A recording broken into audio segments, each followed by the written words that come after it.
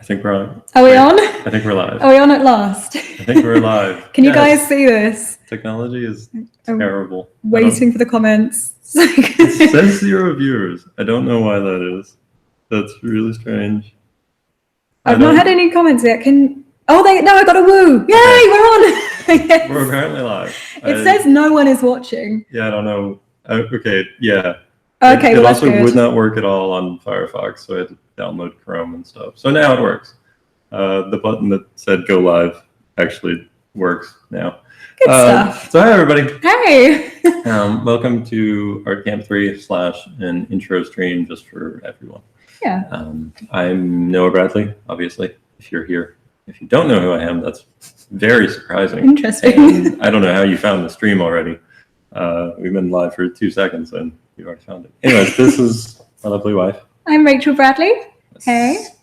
And we are both artists. We do creators chat pretty frequently now, all the time. So yeah, if you ever want to hear us talk, there are many opportunities for that. Today, I'm going to do some sketching. I'll do some landscape sketching just because we're starting Art Camp 3 as of today. And so I'll just kind of go through my sketching process, maybe sketch out a few ideas or take one a little bit further. I'm not exactly sure how that's going to go. I haven't planned this out very much. You haven't. I like kind of sketching without preparation. It bothers me when people do sketches that they've clearly prepared and like don't have to do any of the work or challenge of actual sketching. So they're just like rehearsing the same sketch again and again. It bothers me.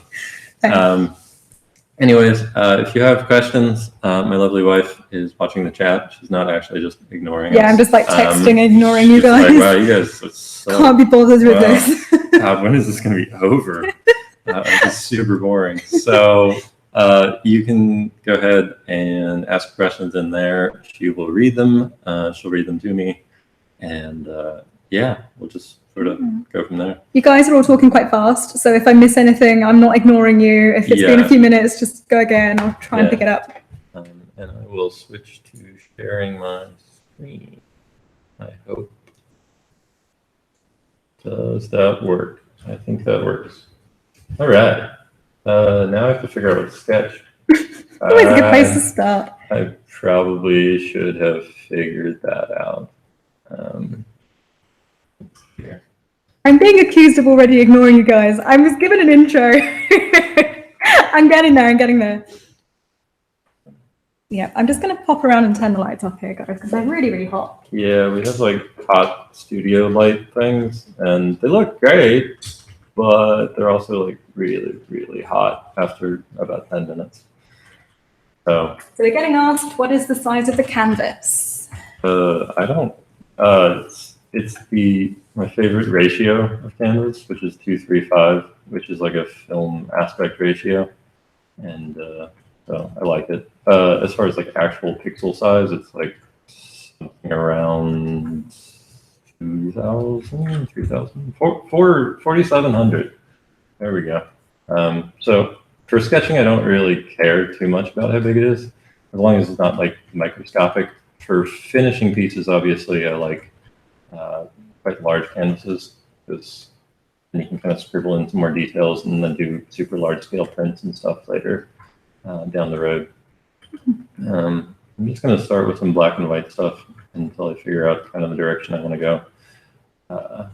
Anytime you break it down like that into just even more bare bones sketching, I find it a little bit easier to just sort of think, because you don't have to worry about color for the time being, just values.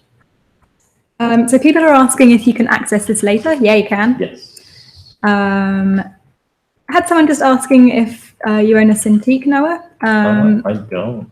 No. You use good old Intros Pro, don't you? Yeah. You tried with a Cintiq? Yeah, I've never actually tried with one of the giant ones, so I might like that. But I have done a little bit of Cintiq stuff. Oh, actually, scratch that. I did use one Cintiq one time. It was okay, but I find that I paint better on a tablet than I do on a Cintiq, which is kind of unfortunate. I like Cintiqs. I like technology. like expensive technology toys. But for me, it just doesn't seem to work out. I just don't get along with it too well. That's fair. But you use one, right? Yeah, so I was using a Mobile Studio Pro for a while, which I like. It was good fun. It's got its problems. It wasn't as mobile as it claimed to be, you know, as it was its namesake. But it was a good traveling companion. I'm now pleased to be back, like at home, using a monitor and a Intuos Pro. That feels nice to me. But I did enjoy using the Mobile Studio Pro. Just confirming, yep, that is a regular old hard round brush. We're quite into these days. Yeah. There is nothing wrong. That is everything good about a hard round brush. If you can do it with a hard round brush, you can do it with anything. So. Yeah, it's honestly like my favorite brush right now. As of when did I start using it? As of like beginning of this year, I sort of switched back to it, and it's basically been the only brush I've been using this year. And yeah, I just really like it. It's a nice versatile brush. I actually have a few of them over here in my tool presets because I'm weird, and so they're different sort of opacities. They're all a little bit pressure sensitive, but they vary the hardness sort of them. Here's my favorite question so far. I'm going to quote it. How do you stay in such good shape despite being an artist, Noah? Good old fudge and raspberry. I wondered too. Not eating mostly. Don't tell people to starve themselves. It's terrible. Just starve yourself. That's the key. No, I mean working out and stuff. It's kind of a subject I think we should do a whole chat on at some point because it is important, and so many artists do slack off on it. They end up, you know, with terrible posture, and they, you know, don't eat right. They either eat way too much or way too little, end up emaciated. So I think it's something worth talking about at length. I'm just enjoying the response to that. It's a terrible answer. Throws food away. I like it. Yeah, it's a terrible answer because today's the 4th of July, and so everyone's just eating a ton, and we'll be eating a ton later. So I'm kind of being very hypocritical today. Yeah, it's all about balance. Yeah. Also, Beth, that just made my day. Thank you. You're really sweet. Complimenting me and saying that I'm in good shape too. Aww. And that I have amazing hair. Thank you. Yeah. Oh God, you guys, suffer with the compliments. I can't cope. We're here to talk about Noah. Love you all. Let me see. I'm going back through. No, we're not in Australia right now. We are. In fact, I've never been to Australia. We are in the USA. So Yes, we're in Virginia, back at Noah's home with Noah's wonderful family. Yeah. It feels good to be here. Nice. They are. They're good. They're a good family. Getting some good family time. Yeah.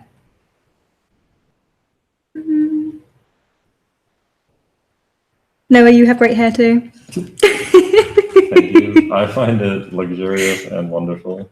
So soft. How do you keep it that way? All right. Sorry, this question I've missed a couple of times. So I'm quoting it. How can I get good at drawing faces and figures for any angle? Please don't say just draw. What can I add to it? I'm going to make you really unhappy, dude. There just isn't an answer beyond just draw. I know, I'm sorry. I know you're going to hate me right now. There is no secret thing that, like, am I right? Yeah. You just need to study it. You need to draw as many as you can. Look at reference photos of people at different angles and really study it. Don't just kind of look and move on and look and move on. You just got to consider it. Really kind of think about what the shapes are doing in like a 3D sense. Yeah, we sort of talked about this ourselves recently, in that people need to have a mix of learning the construction techniques with learning painting from reference and photos and stuff. Because you can see when people go too far one way or the other. Sometimes people will end up with so much knowledge of construction and none of the actual paintings, and they end up drawing sort of the same face, and it kind of looks a little bit stiff and weird and awkward. And then there's also the people that just do too much from reference and never do the construction, and then they can just never make anything up. So it's sort of a danger to go too far one way or the other. Yeah, and the guys in the chat putting really good suggestions here about, understanding how the basic shapes are in every angle and draw from life as much as you can. Read Andrew Loomis's book, which is great. Yeah, there is sadly not one single answer to that. It's not like you're just not doing one thing that will make you suddenly a great person at drawing faces. It really is just doing all those little things and over time. Sorry, I don't have a magic word for you or anything like that. But let me see. Someone was asking about the aspect ratio again. Let me scroll through. So Jean, oh my gosh, I can't even read that. How do you read that? 235:1. You said something about it. Just call it 235. 235. Is that the same as 16:9 widescreen? No. No, it is not the same. It is 235 is wider. It's the extreme wide film aspect ratio. So it's typically used for like more epic movies. 16:9 is used for like dramatic TV shows and most other movies.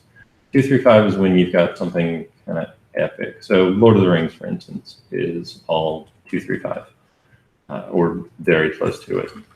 There's different aspect ratios, and they used to be based on like the film stock they used and all that.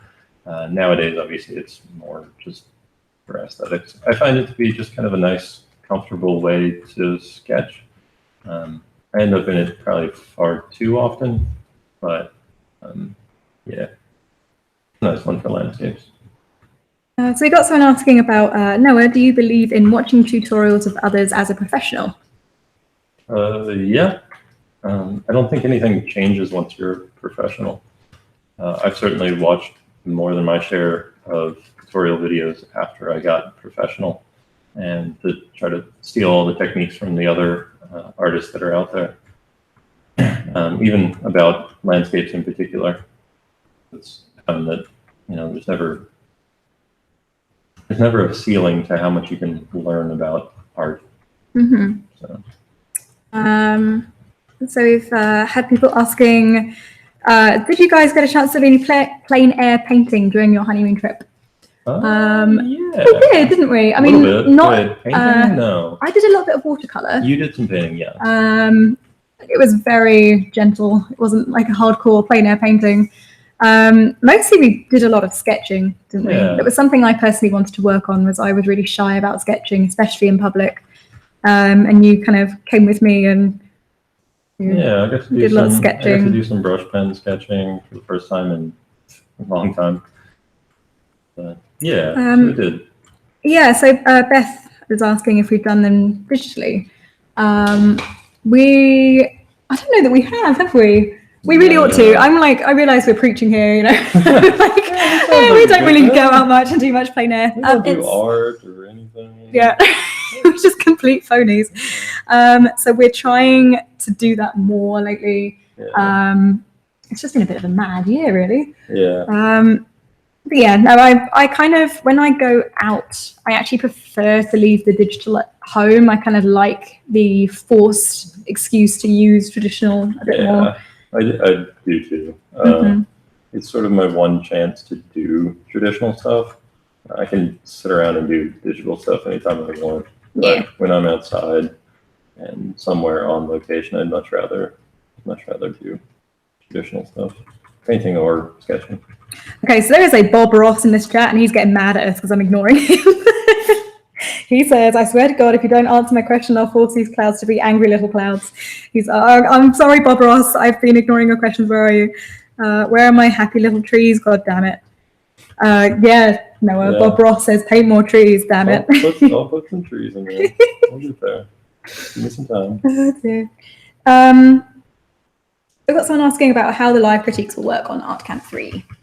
So once a week, probably Tuesday evenings, because everyone likes to be last minute, sometimes Wednesday morning. You will email in your assignments. I'll give you the email for that in the Discord chat for ArtCamp. And you'll send in kind of one sheet per time. I'll give you more specific instructions on that once we're in there. And then every Wednesday, likely in the mornings, Eastern time. I'm not quite certain if that'll be it. It might be around this time every day, every week. I'll do a critique stream pretty much just like this. It'll be scheduled. You'll have the link for it. You'll have a specific time for it, and you just kind of show up. There'll be a chat just like this, and we'll hang out, and I'll go over each of the pieces and try to get to everyone and do a little paint over and talk about what everyone needs to work on and improve as they go forward. Yeah. I'm going to answer a question or two here, give you a little time to think about your sketch as you're doing it. Is that a subtle dig that I'm not doing well? Yeah, just wow. No, I just remember whenever I'm like... Thanks so much. Really appreciate it. I think you're wonderful, honey. I think it's lovely. I think this sketch is fantastic. Thank you very much. That was in no way meant as a dig. Sure. I only mean that whenever... I don't know, maybe you're way better at multitasking than I am. I'm so bad at painting and talking. I kind of stop painting and talk instead. So I'm just going to get you. There you go. You just have a bit of thinking space. Fully support you on your sketch. It's lovely. So the question that do you feel that traditional skills lend themselves to digital ones? They are pretty closely related, actually. Obviously, there's kind of nuances to the medium that you're working with. But they are transferable skills. So kind of learning the fundamentals, it's all still the same. You know, there's still perspective, there's still values, there's still drawing. So you are working on those kind of transferable universal skills, no matter what medium it is you're working in. Yeah.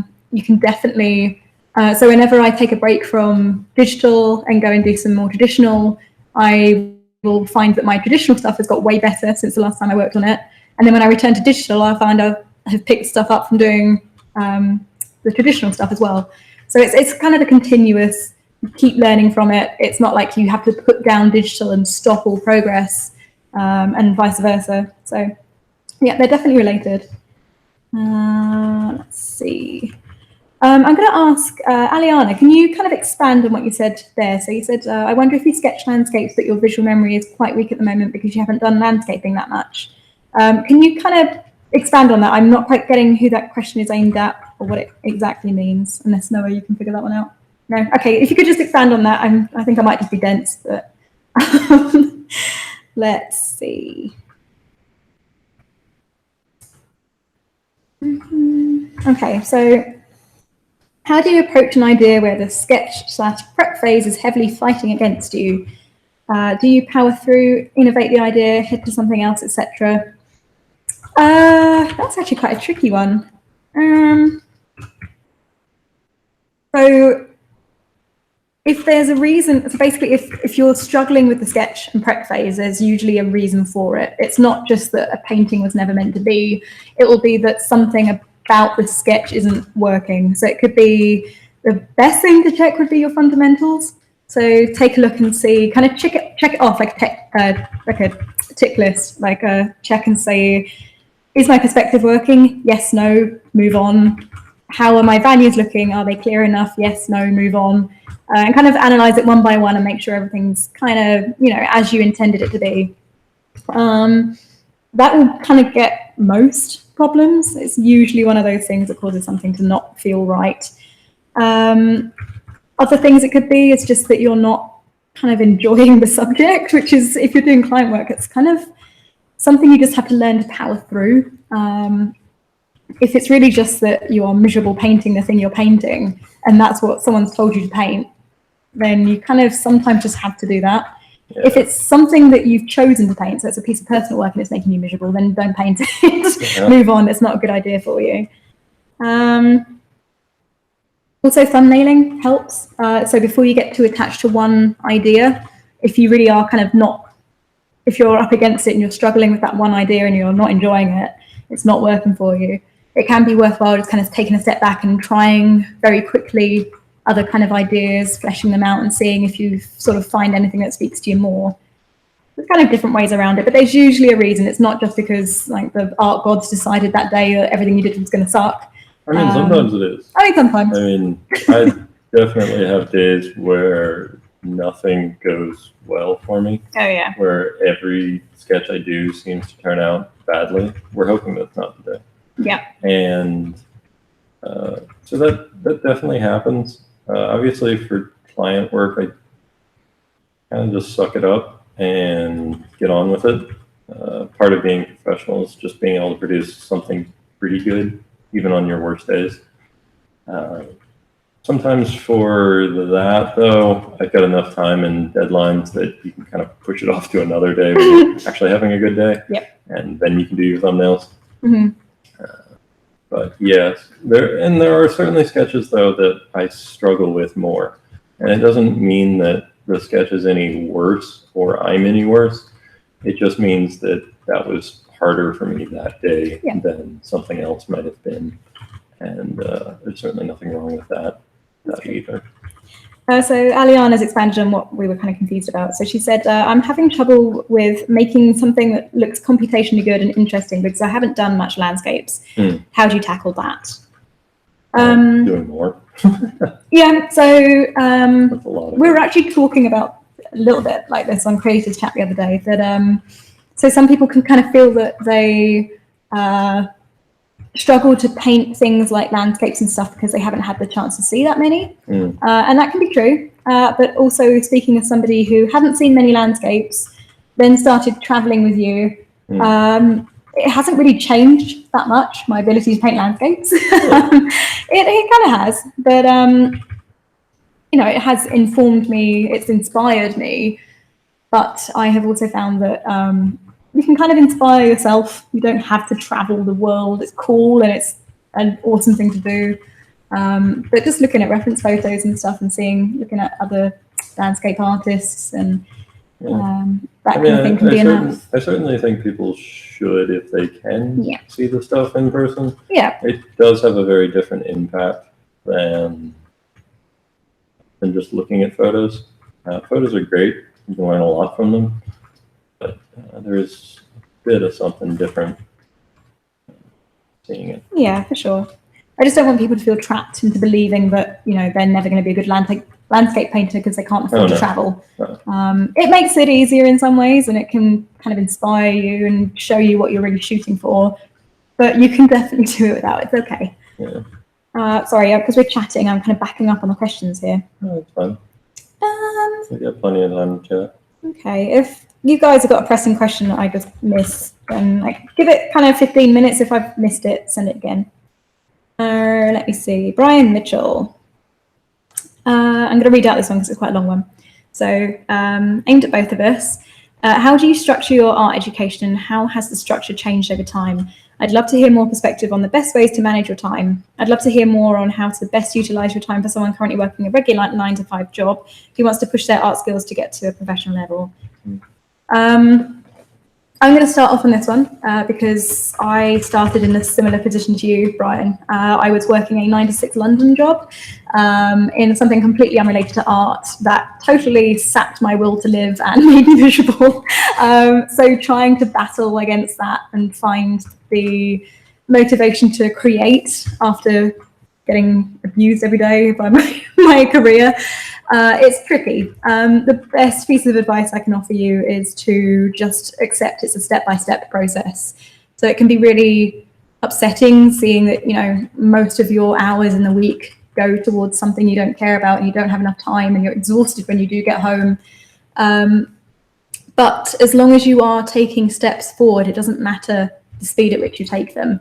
As long as each step is pushing you forward, it doesn't matter if it's tiny, it's still a step forward and it's still a step further than you were yesterday. So I always recommend this book. It's amazing. The Slight Edge by Jeff Olson is one of the most transformational books I've ever read. And I read it when I was working my 9-to-6 job. And it completely changed the way I approached my art journey. Before that, I felt very defeated, like I was miles behind and I'd never catch up because of my job. And after I read that, it felt much more manageable. So that's kind of as like with regard to art education. I think the key thing is to just not stop. So it does kind of change. Obviously, your focus becomes more on creating professional work as you go along. But even Noah will do studies in between paintings. So we're not following tutorials as much as we used to, but the learning still carries on. He'll set aside time to kind of study something that's been confusing him. I will take study days and do master studies and the same sort of thing.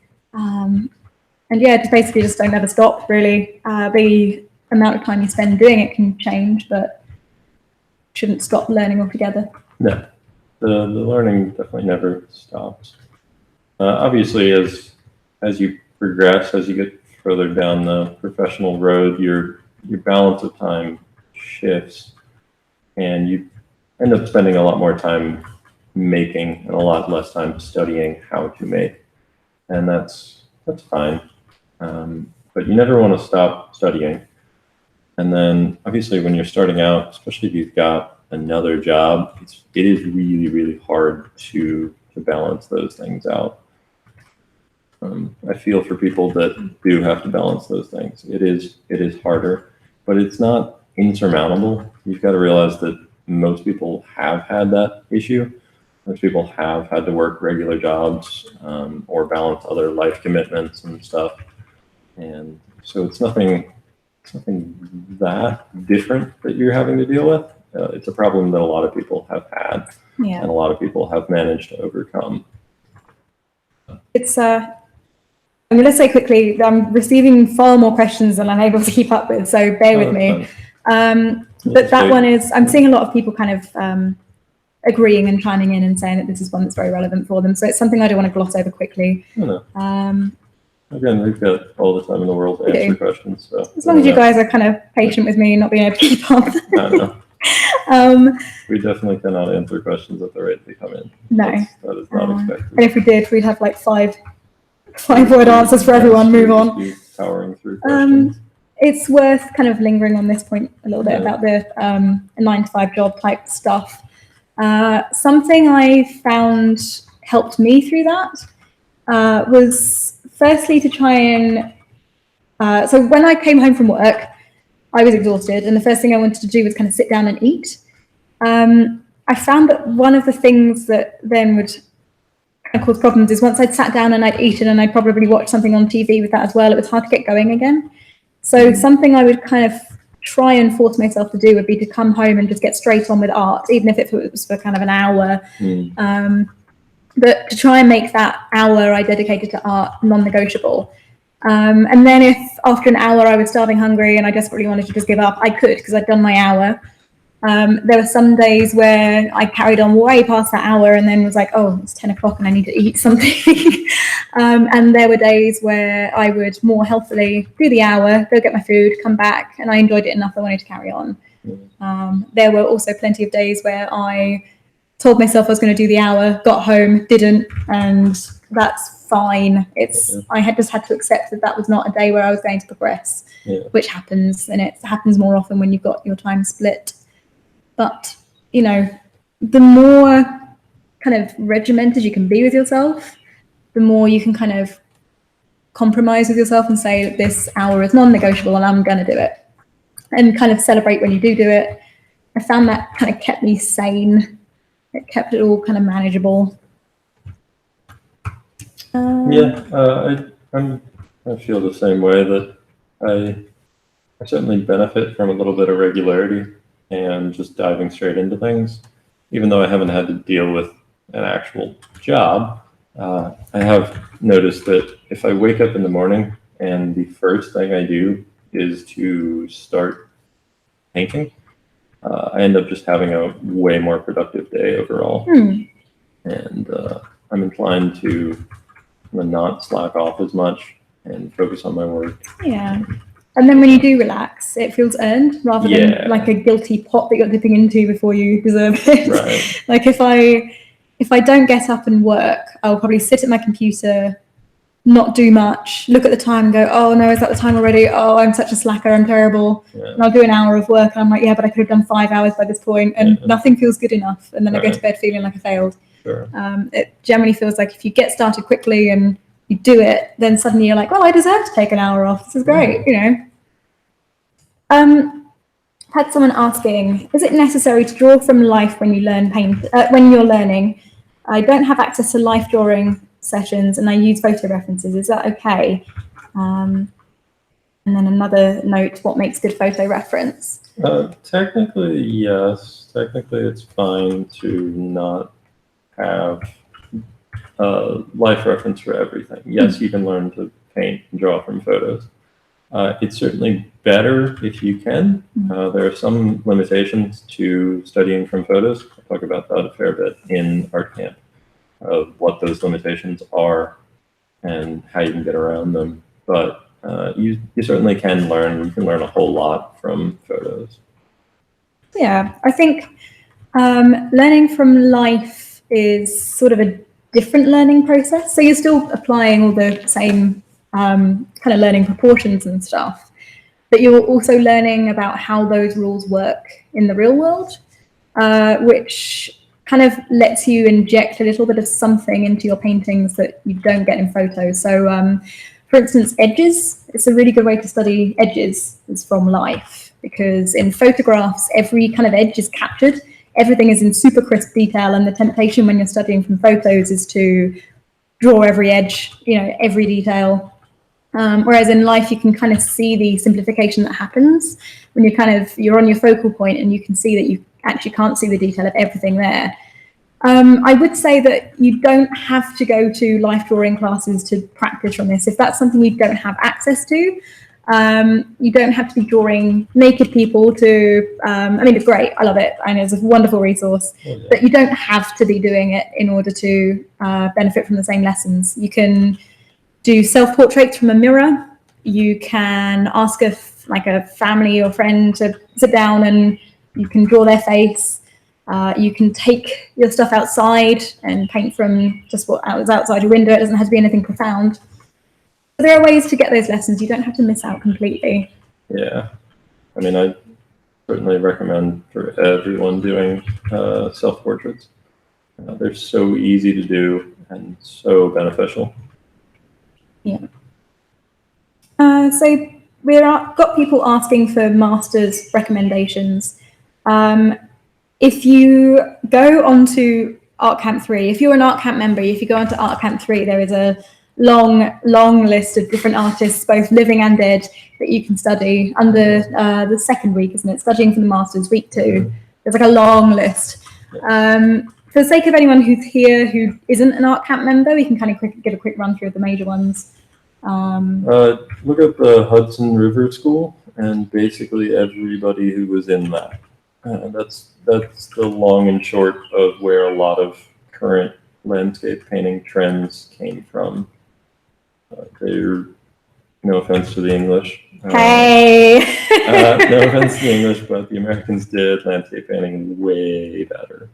And we just have hills and sheep. It's not our fault. Yeah, you guys did some really boring landscape painting. It's fair. Don't study English painters. Yeah, they're really dull. Sorry. I mean, if you want to do dull landscapes, you can study them all you want, but I don't recommend it. All right, just scrolling through, guys. Catching up. I've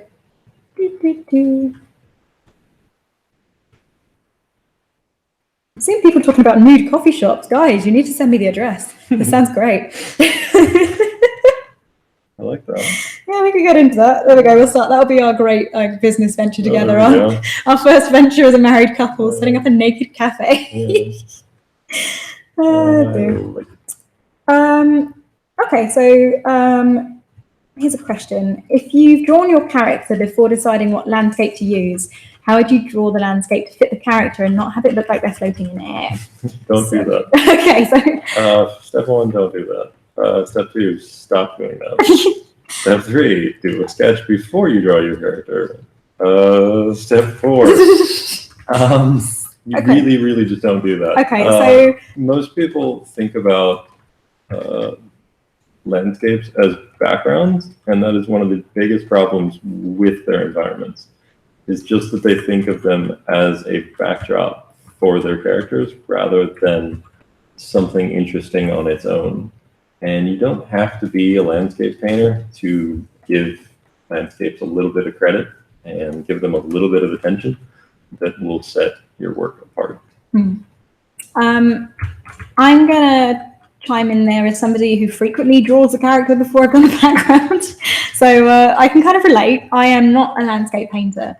My brain isn't quite wired up that way yet, and I think of everything in terms of characters. So I can relate to the struggle of, you know, you do a really good character and then you're like, oh damn, it's just kind of floating and it's got nothing. Obviously I try to avoid that. One thing that I do is I will, even if I don't paint a background in, I will try to think of what environment they are in before I start painting them. So even if it's a white background, I might be like, well, you know, they're walking in a sunset and it's rimlit, and you can kind of start painting the lighting in correctly without the background. So then if you do decide you want to add a background, at least you've kind of got the correct lighting to work with and you know what you're doing. It's almost impossible to add a background afterwards if you had no idea what you were kind of going for in the first place, unless you just end up repainting the character, which is miserable.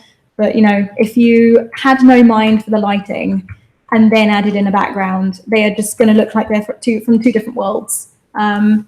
So either come up with an idea first, even if you don't paint it, and then make sure the lighting as you're painting the character kind of stays true to that. Or just be kind of prepared that you're going to have to repaint a lot about the character in order to make it fit the background and get the lighting kind of harmonious.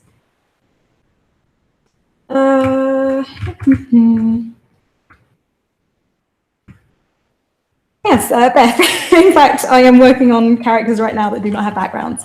But so the one that I'm doing of Iselda, I have kind of had this mind of her being kind of backlit in a way, but so I've got the hair as kind of, even though there is no background, I've got this kind of glowy lighting going on just on kind of the thinner parts of her hair as it stands out against the background.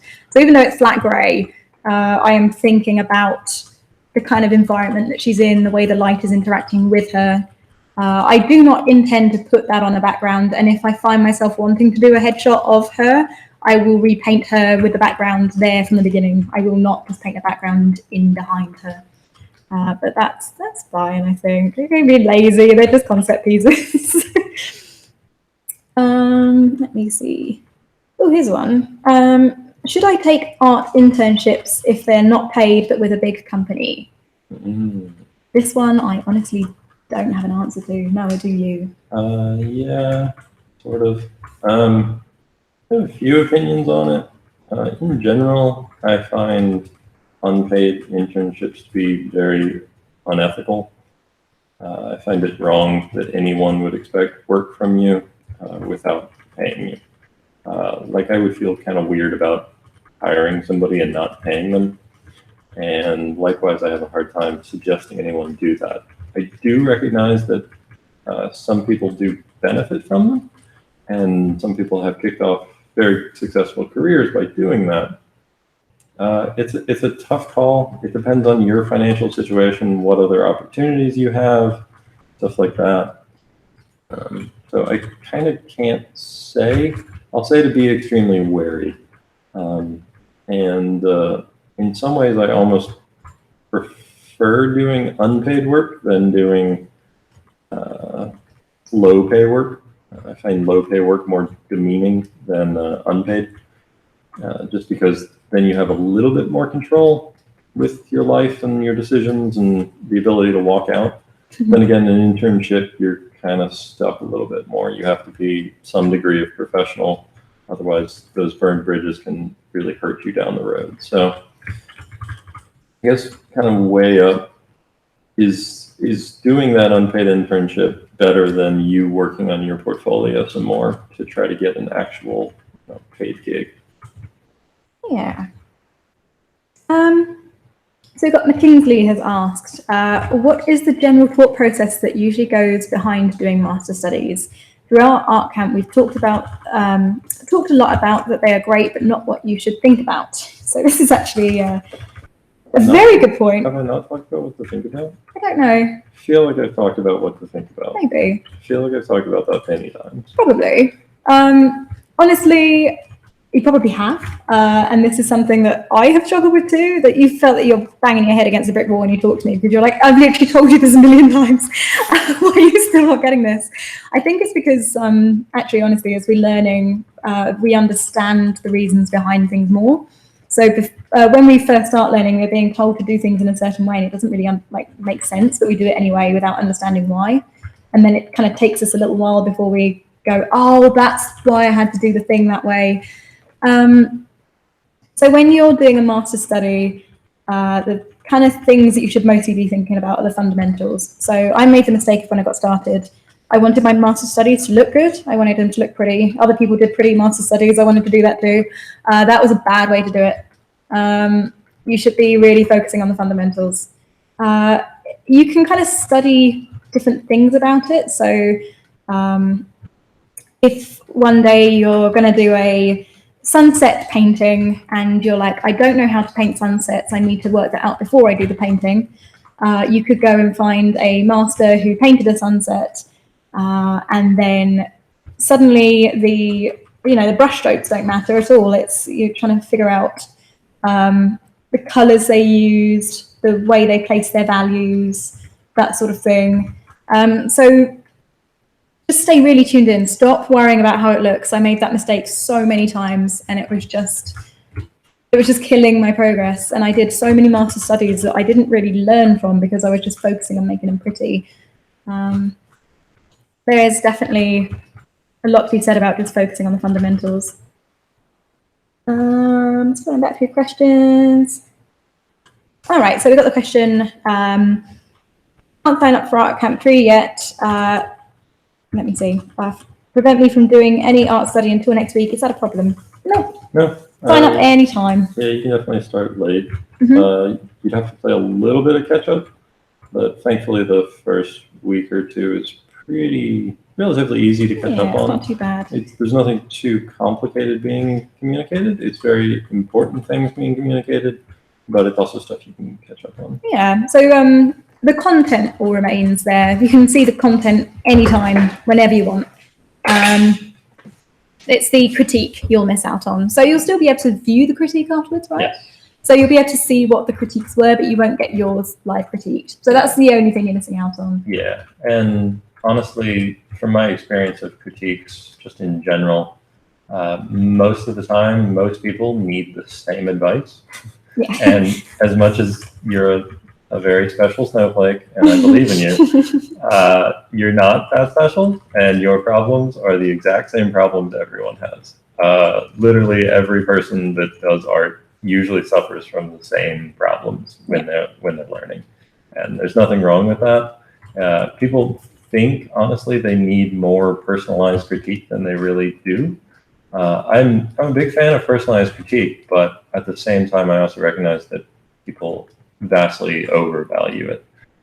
What they really need is to listen to the same advice that the other person is getting, and then realize that, okay, that actually applies to me too. Most people hear advice for other people, and they're like, "Oh wow, I'm glad I don't have that problem." If you just assume that you do have that problem, you're probably going to be a bit better off. Keep it in mind. So the Mad Mick asked, in regards to animation, do you know of any artists or books that I should be looking at to create better stylized character concepts? This is something Noah and I talked about. If you watch Creators Chat, it was our 3rd episode about style and how it shouldn't be your primary focus. I actually have no books from stylized artists. I can kind of lust over other people's styles, but I try not to mimic them. If you want to hear more about style and how you push it and stuff, we talk about that really in depth in our style video for Creators Chat. Yeah. I think there's nothing wrong with being inspired by other artists and admiring other artists, but I think that we tend to come unstuck when we try to mimic other artists and copy their style, because all we're doing really is shortcutting the learning that they've done, the experiences that have led them to their style, and we're just kind of shades of that. We can't capture it in all its wonder and beauty. We're just kind of mimics. So I would say you can kind of look at these art books and lust over them all you like, but try not to get overly obsessed with the idea of mimicking it or needing to tailor your work to it. Yeah, my thoughts on that are that typically when somebody asks me for advice on like how to get into the animation industry or do character stuff, I usually recommend my friend Chris Oatley's program. He is a former, did characters in animation, so he has a lot more experience in that particular field than I do, and runs his own educational program, and it's quite good. And so if that's something you're interested in, I'd check out his Oatley Academy. It's quite good, and I have nothing but good things to say about him and his program. Mm-hmm. Here's an interesting kind of life question. Would you rather choose a job that has to do with art but pays very little, or a job that has nothing to do with art but pays well and helps you work on your own stuff? The latter. Yeah? Yeah. Yeah, I think that one is there's a personal preference. There's not a right answer on that. Definitely not. It will depend on your circumstances. So, and it will kind of depend on your personality as well. If you're someone who kind of is happy kind of just getting by, isn't particularly, ambitious with their spending. If you're someone who's content to just kind of stay at home and work versus going out with friends and sort of that sort of thing, then that can be a really good way to do it. It's just kind of live simply, work on nothing but your art, and it doesn't matter that you're not earning much, and you'll kind of slowly build it up. Or it's probably the easiest route for most people is to take a job that's well paid so you can afford to live. Don't starve. Starving is not glamorous. It's not good for anybody. No starving.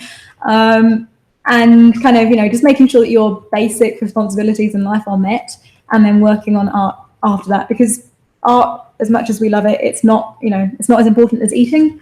You kind of have to pay bills, that sort of thing. So yeah, I would say that it really kind of depends on your own life setup, how much freedom you have to not make money, that sort of thing. That's just kind of a situational thing. Yeah, as a professional, I see people putting a little bit too much emphasis on actually working professionally as an artist, when people really they want something different out of art than that. Working professionally as an artist is great, but it is not the sole path to happiness and fulfillment in life. It's a great experience, but it can also be extremely draining, and it can take a lot of the joy out of art for a lot of people. I've certainly had moments during my career where a lot of the joy of painting sort of was missing, and I didn't like art that much, and art was by and large just a day job for me. And that's a real bummer, because that's not what I got into art for. And because of that, I've had to cut back on a lot of the sort of work and assignments that I do, so that I can focus more on the stuff that actually makes me happy. Kind of gets into our chat that we had the other day about success and goals and happiness, in that I don't actually encourage everyone to be a professional. As much as I teach people how they can be, I think a lot of people would be happier if they just used art as a hobby. That's true. We've got a question. My landscape thumbnails tend to look sort of the same. Any tips on avoiding this? Stop that. That's the best advice you've given so far. Yeah. Thank you for that insight. Yeah. I'm really a genius here. Right, I give the best advice. Yeah, I mean, we all sort of have tendencies, and if you lay out all your sketches and thumbnails next to one another, you'll probably notice you have some habits, and it's kind of one of those moments where you look at them and you realize, like, oh man, I do the exact same composition every time. I do the exact same lighting. And so for your next ones, just have that in mind, to not do that, to break yourself out of that pattern, to mix up your art a little bit. Yeah, sometimes, looking at photos and really kind of breaking them down, and looking at other pieces of art and seeing what it is that made it kind of different from the way yours looks, kind of breaking it down into shapes and values and really simplifying it and just studying it and seeing what different choices they made, and why maybe that could help you if you're kind of feeling a bit stuck in the same old patterns. Sounds an awful lot like the master study. Hey, I've heard of them. Yeah. Some guy on the internet told me to do those. Yeah, I don't think you listened. I did, just very grudgingly. Yes. I did put some, well, I could do more, to be honest. I did some. Okay. Let's see. So someone's asking, what kind of ratio of tutorials to drawing, pen and paper, you think is a good one? Do you mean kind of, I'll cover both just in case. Do you mean how much time should we spend learning and how much time should we spend creating? Or do you mean how much time should we spend physically pen on paper, as in should we be doing traditional stuff? Or I'm not quite sure. That was from Chirag. If you could kind of clarify that. I was going to answer that, but then I realized there's a million different opportunities, different ways that could be taken. So if you wouldn't mind clarifying that.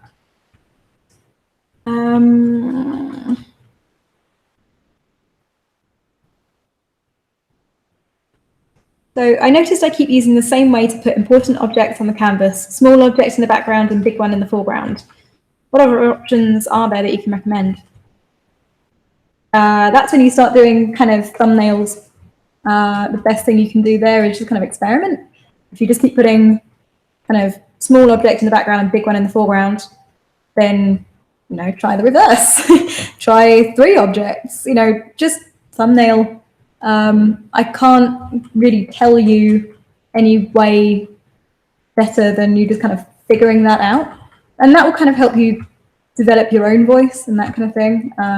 Experimenting, I think, and finding out for yourself what works and what doesn't is probably the best way of developing your own artistic voice. But you'd be surprised what you can get away with. As long as you stay true to your fundamentals and you don't let them slip, you can kind of, on the whole, do a lot of what you want to do, right? There isn't really a right answer about how objects should be placed in the frame or composition and stuff. As long as it's well executed, there's kind of no rules. No. Question about your Intros Pro. Can you still use an express key to pick up the color, i.e. like an Alt button or something? Yeah. Yeah, it's got the express keys. You can still use that as a kind of color picker. I personally don't. I just like using the keyboard. I think Noah's the same. You do most of your stuff on the keyboard. Do everything. I used to do it when I was using my Mobile Studio Pro. I used to use the express keys constantly. Yeah, you did. But I find that a desktop, it's kind of cumbersome, and just having a keyboard is way nicer. So.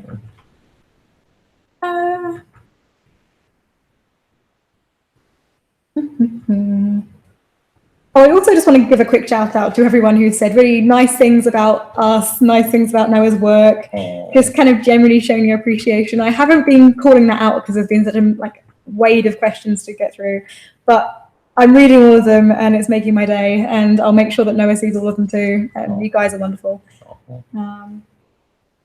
Okay. Okay, so should portfolio environment pieces always have a character and story going on, or can environments stand on their own? What do you think?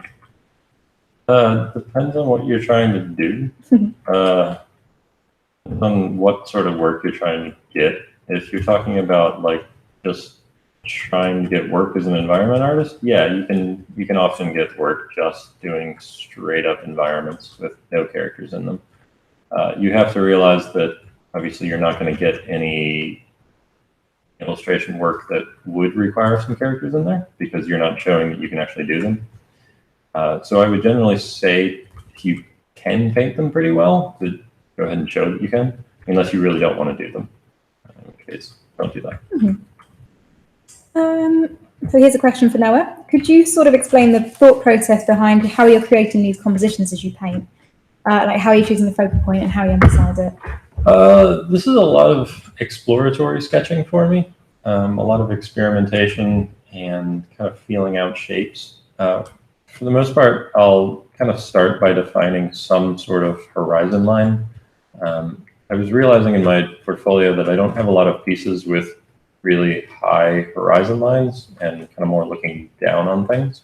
And so I wanted to play today, at least partly, with doing some of those. So far, the sketches have been kind of mixed quality, but that is pretty normal for me. Typically, if I don't have a specific idea ahead of time, my sketching process will be very, very hit or miss. And I'm happy moving on from a sketch if it doesn't work out the way I want it to.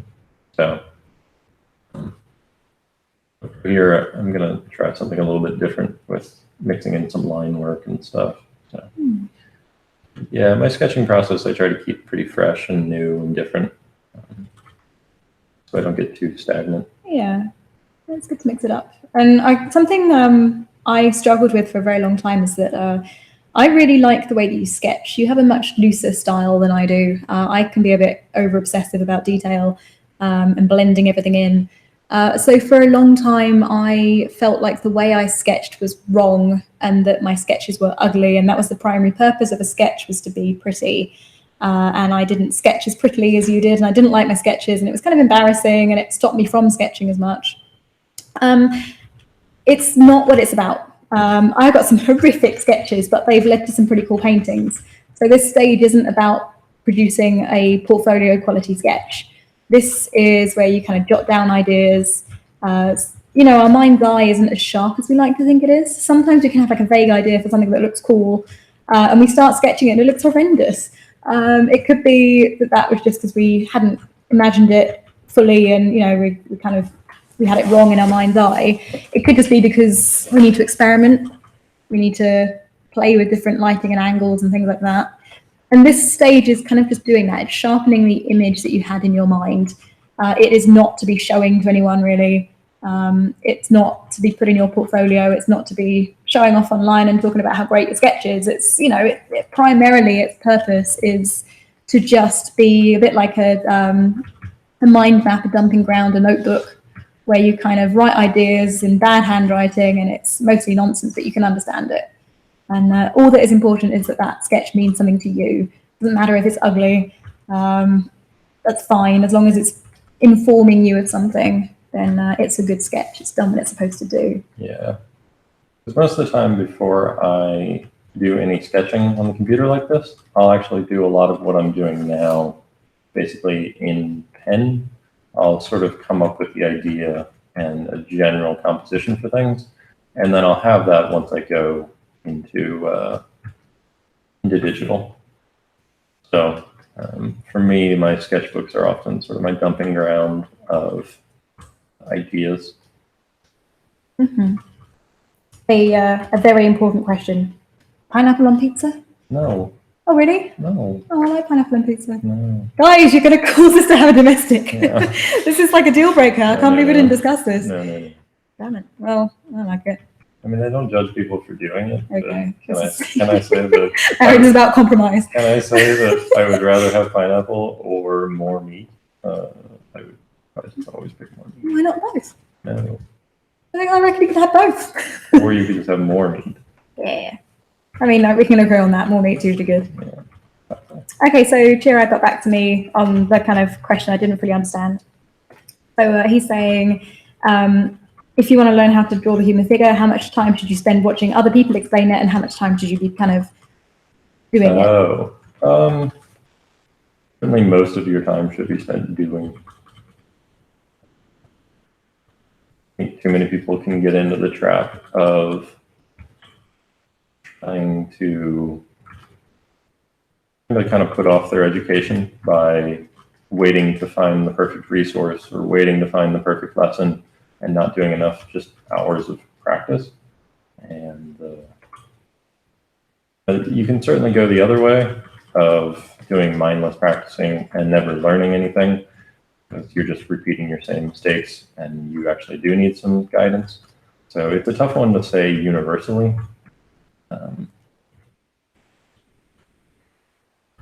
Yeah.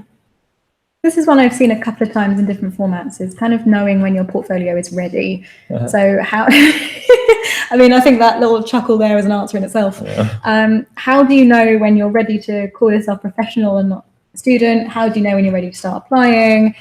How do you know when you're ready for the industry? Go. I mean, the simple answer is that you kind of don't. You prove it by showing it to people, and if people hire you, then clearly you're ready. And if people don't hire you, you're clearly not ready. If the people that you want to work for look at your work and either don't respond or don't like it, then guess what? You're probably not ready. Nobody is, discriminating against bad art. Bad art is always something they're on the lookout for. Sure, you can have a timing issue where, you sent your portfolio in at the wrong time, they're just not hiring anybody. Typically, they'll tell you that, though. If they see something really exceptional that they like, they're probably going to let you know that you are good, but they just can't hire you at the time. But most of the time, what I see is people sending in their portfolio and assuming that, they didn't see it because my art is clearly incredible and they clearly should have hired me, but for some reason they didn't see it. So yeah.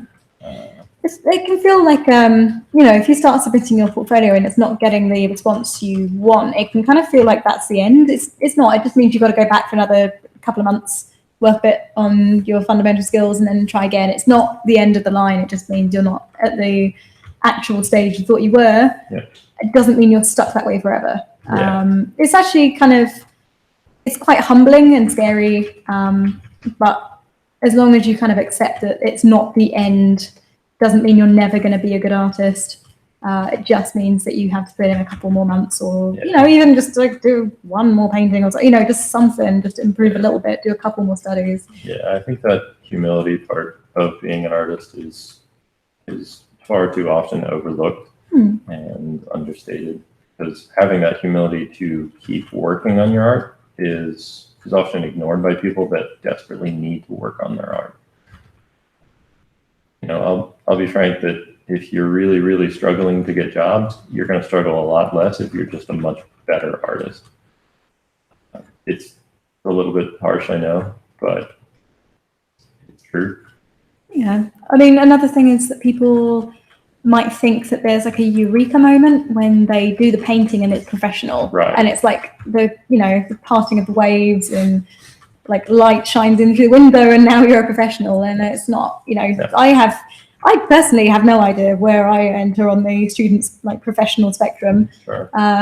Sometimes I'll feel way better than others. Sometimes I'll produce a painting that I think, yeah, you know what, I think I could get hired for that. And the next time I paint, I'll be like, oh no, what is that? I can't ever see the light of day. It's not like a clear cut. There's not like a tick list that you have to fulfill.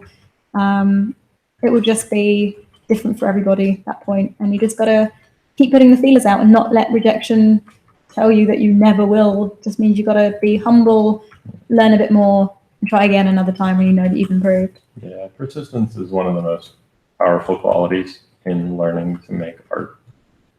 If you're just persistent at it, you can often get there in the end. Unless you're just sitting there spinning your wheels. Yeah. So someone is asking about the Photoshop tools and the way you bind them. I'm going to go out there and say that is completely personal. There is no right way to bind. Mine are all over the place. I know where they are. No one else knows where they are. No, you practically type when you paint. Yeah, they're all on there. Every tool I use ends up on some keyboard shortcut, but almost none of them are the actual defaults. Yeah. Just because I felt that day like the lasso tool should be on Z, so it is. I, on the other hand, pretty much use all the default ones. I click a lot of things. I think the only thing I've actually bound that wasn't previously bound was the flip canvas tool, which is great to kind of flip between as you don't want to keep going to edit, image, whatever. I find that if I, in any painting from start to finish, end up doing something more than 2 times, I'll figure out how to do a keyboard shortcut for it. Yeah. If you do something once for the entire painting, yeah, you probably don't need a keyboard shortcut. But if you do anything a couple times, you definitely need a keyboard shortcut. I've seen someone asking, I noticed that I prefer doing less finished paintings than a lot of sketches. So that you prefer kind of making lots and lots of sketches and not finishing paintings. What's the pros and cons of that approach? Wait, that I prefer? No, sorry, or that they prefer? This guy prefers sketching to painting. Well, yeah, that's because it's more fun. I don't think so. Well, I hate sketching. You are an anomaly. Hey. Yeah, because sketching is more fun. It's more creative. It's less just churning through hours and hours of kind of tedium. That said, you can't get away with doing that. Nobody cares that much about sketches. Artists care about sketches. Other people don't care about sketches. You do need to finish your work. Even if it keeps a little bit of loose painterly style or something like that, often that stuff that you really like takes a long time to do. So far too many people just kind of slack off on that part and end up with pretty nice sketches and nothing to really show for it. Yeah. Got someone asking how to make the sense of distance, so atmospheric perspective, how to push distance in your paintings. We talk a lot about this in our Camp 3. There's a few things you can do. You can overlap things. You can use atmospheric perspective. You can have objects that you recognize the size of. So you can have trees in the distance, for instance, and everyone kind of knows how big a tree is. And so you'll have a greater sense of distance there. You can use values. You can use a lot of just linear perspective, putting down a perspective grid and scaling all of your objects and ground going into the background. There's a lot of elements that kind of go into it, even so far as scaling your sense of details down as you get further away. There's a lot of things that go into a picture to help it read as greater distance. Yeah. I like this one. This is kind of cool. When you work from home, do you find that you get easily distracted by things that need to be done at home, kind of like houseworks or kids or anything like that? And how do we combat it? Cool. I find that we have a fairly casual approach, don't we? We don't have, I know a lot of freelancers have set working hours. We don't. No. We wake up when we wake up, which actually, Quite early. we wake up early. We tend to be between 6 and 7 is when we get up, and that's just kind of natural. We don't have alarms. We just get up that time. We get up and we have a coffee and we start work when we feel like starting work, which generally, we're pretty self-motivated. We'll get on with it fairly quickly. And we just kind of work on and off throughout the day until we don't want to work anymore. We have a very relaxed way of working, but that's because we have quite a firm grasp of what our maximum output is. When we are painting, so I've done this by starting a timer and like stopping the timer if I need to go to the toilet, or if I quickly tab away from Photoshop, I stop the timer. So just pure focused painting. My productive days tend to be about 4 hours of nothing but painting, so 4 hours.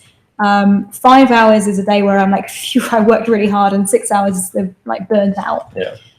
So that doesn't mean that I only for 4 hours of the day tried. For 4 hours of the day, that was pure painting. So there'll be plenty of kind of checking social media, maybe doing something like writing, tending to housework.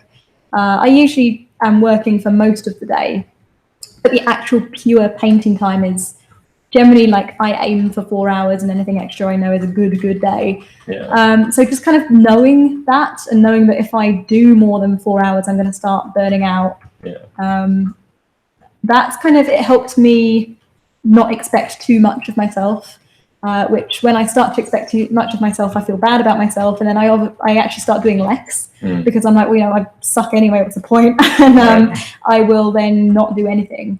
So just kind of being willing to accept that 4 hours is my good day, anything extra is great, then I can go and do the housework, and I can go and cook and do whatever chores I need to do without feeling guilty. I think just kind of being realistic about what your output is and not expecting too much of yourself. Yeah. Expecting too much of yourself kind of does the opposite and makes you produce less. Yeah. So just accept that you're a human being, that you have to eat, that you might have kids, that also need to eat. And it doesn't make you a lazy person if you take some time off to go and feed your kids, you know. Right. Everything in balance, basically. Yeah, I mean, I'm kind of like you, except I find that 3 hours is sort of my time that I can spend painting. 3 hours is a quite productive day for me. If I'm really churning through deadlines and I have a lot to do, or I'm really into a painting, I find that I can maybe get 6 hours. I do kind of 2-3 hour sessions broken up. But that's kind of it. That's about how much I can do before things really, really go downhill and my productivity is just shot. So don't beat yourself up too much. One book that I read, and I think you read part of it, was Daily Rituals. Oh, yeah, I like that. It goes into the life and daily ritual of a bunch of different creatives throughout history. And it was really fascinating to just see what sort of schedules and routines they had, both in the sense that they were sometimes hilarious and just esoteric. That's just great. Wacky people. I remember the one guy who made his coffee by just pouring a cup full of sugar and then pouring a little bit of coffee over top of it until it slowly dissolved all the sugar, and then would drink this sludge of sugar coffee for his favorite drink. He was great. So yeah, it's a good book, and kind of made me realize that people that make great things can often have very strange schedules that somehow work for them. Yeah. Here's a question that I like. I find this one interesting. We were actually chatting about this a little bit before we went on air. How do you know when to pull back from over-detailing the less important things in a landscape when they require more spread out details compared to things like character portraits? So I find it interesting. We were having this discussion on Art Camp Discord yesterday as well about rendering and about taking a sketch from sketch to finish. There has become a sort of weird taboo about finishing a painting. Like detail is a bad thing. You can't cover up the organic strokes of a sketch without killing the vibe of it. But rendering destroys any feeling. I don't know where this has come from.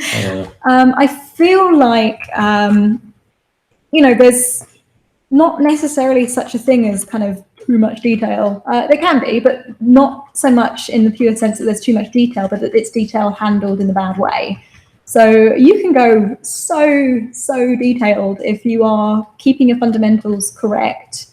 I think that's probably mostly what people fear, is that when they are, taking a sketch and rendering it, that they're going to lose the strong fundamentals they had in a sketch. Right. It's not actually over-rendering they fear. It's fearing muddying the good fundamentals that they managed to nail in the sketch, and that they'll start breaking the values. So honestly, I think don't worry about putting too much detail into things and rendering things too much or anything like that. Just as long as you check. I find checking has made my paintings way better. I will constantly check my values, and if I see anything getting a bit crazy, I'll go back in there and I'll dull it down a bit. I'll bring it back to the correct values. I will make sure that as I'm going wild with my brushstrokes, I'm not destroying the underlying drawing, which was pretty cool, that I didn't destroy the perspective that I'd nailed, and that my colours, which I loved in the original, are still there and not getting muddied down. There's the fear of kind of mucking up your edges. But again, as long as you kind of zoom out, make sure that your hard and soft edges still read as fat and haven't got weirdly mangled or overly hard or overly soft.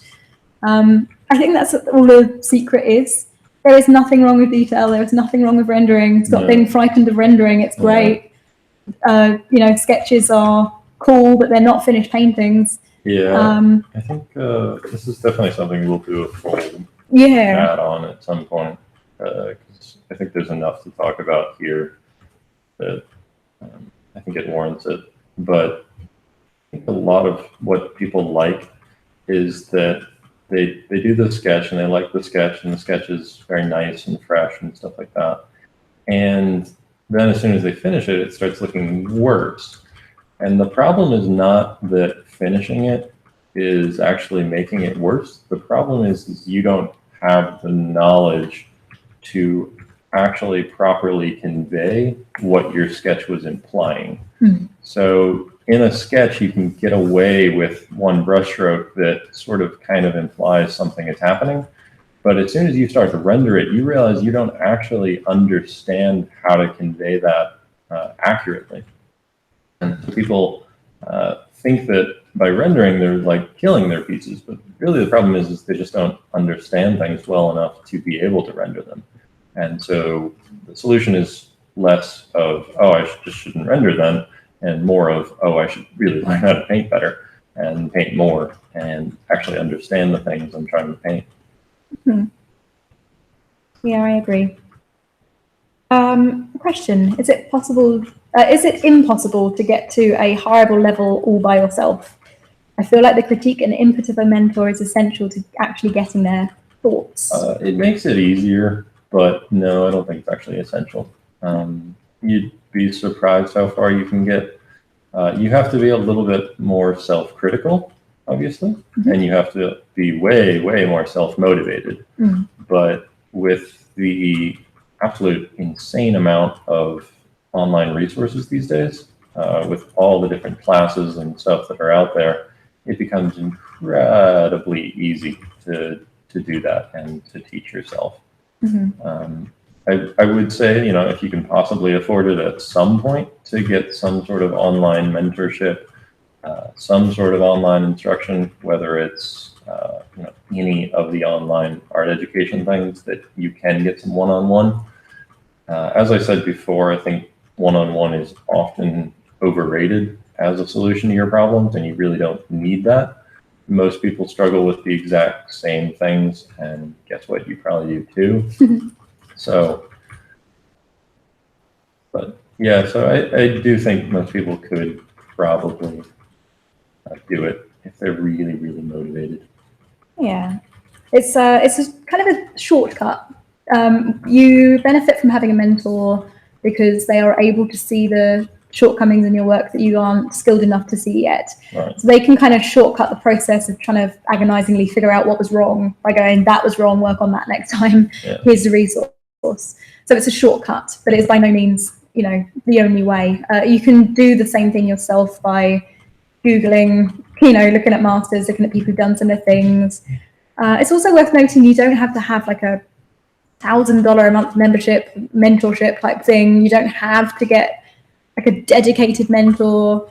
Sometimes just having your peers critiquing your work. They don't have to be better than you. They just have to be able to have an opinion. So you kind of want to be aiming for someone at least that's at a similar level. But it doesn't have to be anyone fancy. It doesn't have to be anyone you're paying. And also a lot of artists online who are professional will make some time for people who have kind of sent in and, I see people offering on Twitter that, I'll critique your portfolio if you want to. And so there's ways of getting it, even if you feel kind of cut off and like you're not getting critique and mentorship. There's ways to find it without kind of going that real formal, expensive route. I've seen a bit of discussion going on in the chat about how good you can get, how quickly, the timeline of learning, which I think you guys have kind of wrapped that up and said, it is vastly subjective. It would depend on what level you're starting at, how long you're able to commit to it, what type of learner you are, a million different things. If you want to see like a timeline, I saw someone saying they wanted to see a timeline of what's available, like of what is possible. You can actually go to my website. I made a timeline of my progress from last year, which is kind of quite funny to look at because I was really bad at the beginning of the year. So just as I was starting art camp, I started kind of recording all these studies and stuff, and it was kind of a good year of growth for me. And I'm quite pleased with the rate that I've improved at. So if you go to imrachelbradley.com and go to articles, there's an article there called 2017, A Year of Growth. I would link it, but I currently can't. So yeah, if you go to my articles on imrachelbradley.com, you can see a timeline of what I did last year, and I intend to do another one for this year. So that helps. You can also check out my article. This is true. I'm sure most people have already seen, but just Google how I became an artist. You'll see my entire journey as of a couple of years ago and how I developed. Another one to look up is, I don't have a link for it, but I'm sure somebody can find it and link it, is he was known as Mind Candy Man on conceptart.org back in the day. And he started terrible. He started super bad. Zero artistic talent whatsoever. No natural gifting at all. And just did these horrendous life drawings to start with, and ended up becoming an incredibly good fine artist. So, and just by doing tons and tons and tons and tons of work for a very long time, and you can kind of see how he figures things out, and when he suddenly had a breakthrough and his work got suddenly better, and then it happened again, and then it happened again. It's pretty awesome to see. So I'd check that out if you can find it. It should still be up at least somewhere. It's around there somewhere. You can Google it. So a question about how we measure the amount of time that we're working. I use Toggle, so TOGGL, and it's just a button that you can press that starts timing, and then you press it and it stops. And there's also rescue time. Yeah, that's what I use. So Noah uses rescue time because it's automatic. Yeah, I would never remember to turn a timer on and off. Yeah. I'm far too disorganized for that. Yeah. And it would just never happen. So I use rescue time, and it gives me a nice weekly overview of how much I worked and how much I slacked. And it's got some nice features to it. It does some pretty cool graphs and stuff. So you know, once a year I get like an annual review thing where I could see all these cool colored graphs of my laziness. It's just great. It's the ultimate like guilt program. Terrible email. Yeah, I just feel like, oh wow, I was super lazy. Ooh, well, too late for that. Next week. So I recommend it. I find it to be pretty handy. Yeah. The actual only way that I figured out how long I worked at the beginning was to actually record my paintings. I would just turn on the recorder thing, record it all, and then at the end I'd actually see exactly how many minutes a painting took, which I found very useful. And I also found it to be a nice productivity boost for me, because that extra step of turning off the recording software to make another recording was just enough to usually keep me working and keep me productive. So we've got someone asking about what do we think about music while drawing. Yeah, we like music. Yeah. We have a speaker in here because we're both working in the same room, so we've got a speaker and we'll play music. Yeah. I miss audiobooks. Audiobooks are great for us. We should get back into that. Yeah, I've been doing them on my own because I've been doing some oil painting lately, and so I've been doing some audiobooks.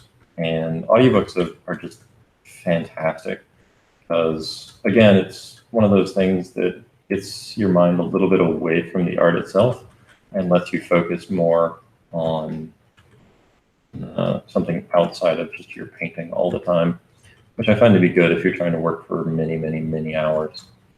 Yeah. So I do pretty well with that.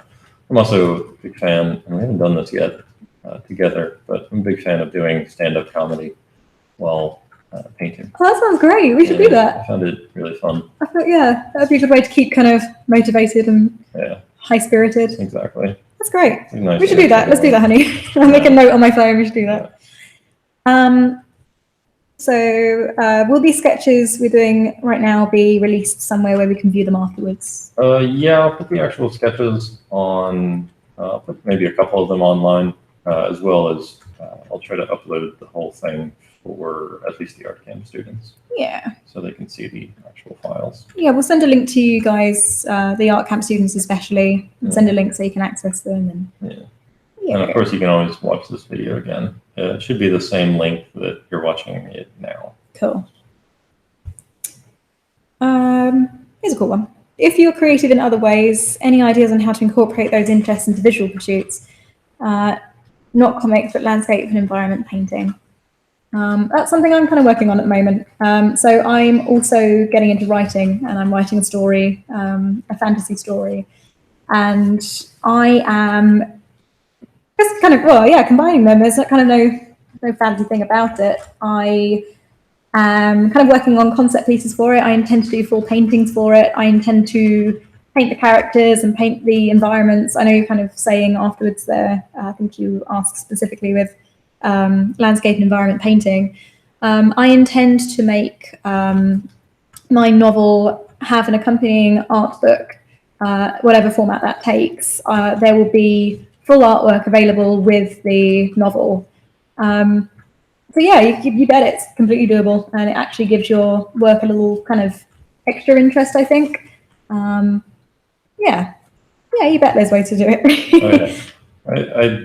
I mean, my book that I'm working on now, How to Be a Creator, is sort of focused on how to combine different creative pursuits and recognizing that they're all sort of similar in a way.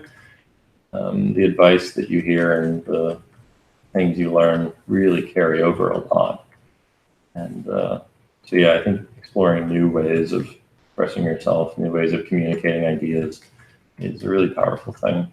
Mm-hmm. This is a very strange question. When will you guys make baby? Soon? Oh, really? Yeah. Cool. It's good. We should probably have this discussion. Yeah. Oh dear. Well, thank you for that very, very personal question. Yeah. Are there any study materials you could recommend for someone who would like to take art camp but can't afford it at the moment? There's a fair bit of art camp for free. Yep. I'd certainly recommend that. You can get the first week of each of them, I believe. I believe Art Camp 1, 2, and 3, all the first weeks are on my YouTube channel, and that'll let you get started on all of them. It's, in some ways, some of the more comprehensive lessons, in that the lessons you learn in the first week of each one, you really keep carrying on that stuff. So it's stuff that you can study a lot before it starts to get old. You can keep doing master studies for Art Camp 1, you can keep doing the drawing studies for Art Camp 2, and you can keep doing the fundamental sketches for Art Camp 3 again and again and again and again, and keep benefiting a whole lot from them. So I'd certainly recommend that for anybody that maybe can't afford Art Camp. As far as other resources go, books are fairly cheap and or free at the library. That's another one that I tend to recommend for people. Do you have any thoughts on that? I think you can kind of actually get a lot of what you need to be doing for yourself for free. The resources maybe speed things up, but there's a lot of stuff you can be doing without fancy resources that you can use to improve. I mean, YouTube is full of videos, and ArtStation is full of inspiring pieces of art, and you say books are great. There are lots and lots of resources out there. I personally, I swear he's not paid me to say this, I think Art Camp is the best resource in terms of value for money. I know, so supportive. I mean, it's great. You get like a full art course for way less than you would normally pay for that sort of thing. I think that's great. I don't know of any resources that you can do the same stuff for cheaper. So I would say just look at the free videos that Noah's got on YouTube and stuff about Art Camp, because they kind of teach you in the skills that you'll be using for the rest of the course. And they are kind of the most important lessons. So yeah, don't let it put you off if you're feeling like you're struggling financially and you don't have the means to buy these fancy courses. You can, it's going to stop you. You just have to be a bit more self-motivated. Also throw it out there. I've written an article about it before, and I think it might still be on. It might have gotten taken down by now. But I'm not that opposed to piracy. So if you happen to pirate Art Camp because you can't afford it now, I blame you. It's fine. I understand what it's like to be a student without money to spend on things. And yeah, so if you happen to pirate it, I don't blame you. Yeah. As long as you get good at art. That's the requirement is if you pirate Art Camp, you have to get really good. Yeah. You can't just like half-ass your assignments. Sweet. I always like that you take that approach. It's really sweet. Yeah, it's just piracy. It's not that bad. People freak out about it way too much. Yeah. Well, you're kind of in it more to help people. Like at this point, you're kind of like, you know, that's the thing that you still love about it. And yeah, I mean, I don't. sweet. Yeah. It makes me happy. I'm proud of you. We're just going to take this off the air for a moment, guys. So I've had someone asking, how long did it take to get to where you are in the art field? Go read the article. Yeah, so the How I Became an Artist article, which You can see is exactly how long it took me. yeah, and the breakdown of how skilled you were at different points and that sort of thing. It's a really good article, guys. I've only been doing this for a year and a half. Yeah, seriously, at least. Yeah, because I was, you know, I did paint before, but I was a stick in the mud and I wouldn't improve, and I thought I knew everything. And it's only for the last year and a half that I kind of got off my high horse and said, okay, I need to improve. So it's only, yeah, I've been on this serious path for a year and a half now. Noah's been at it for much longer than me. But yeah, that article's amazing. Go check it out. Question for you, Noah. What do you feel like you need to improve? Everything. Oh, no. No, seriously, I definitely feel like everything about my art should be improved. That I don't think ever goes away. I think everyone always feels like that. It's just the nature of the beast. It's a nice thing to realize. Yeah, I think it's a healthy thing, and is really the reason I got into art. If you watch any of those stuff about why I got into being an artist, most of it is because I knew I could always improve. I put a lot of value in that.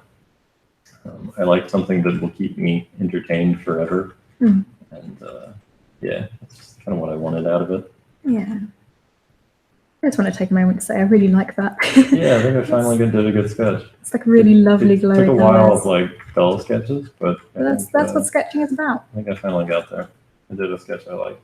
I like that you're sharing all of it with us. Like you said, that you didn't do a prepared sketch beforehand. No, I really don't like that. Because if I had just like busted out a quick sketch that I really liked and like, oh yeah, here guys, here you go. Some magic happened that you guys will never see. Yeah, I did it. I definitely did 100 thumbnails before we started, but you know, and have already painted this one time before, but now you've seen me do it. Hey, that's all that's important, that you see how good I am. Yeah. Move on. Yeah, tell me how great I am. I gain so much more value from seeing the ideation and seeing, it sounds really mean, but like seeing you do something and go, no, and moving on. Yeah, like I don't like that sketch. I didn't do this right, and then moving on. I think that's way more valuable. And as a result, we've come across this, which is gorgeous, and we've seen the work that you've put into it and how you came across it. So yeah, I just thought I'd take a break from questions there for a second to be like, that's so gorgeous. Yeah, I can kind of go back to 1 second. Yeah, that'd be a good idea.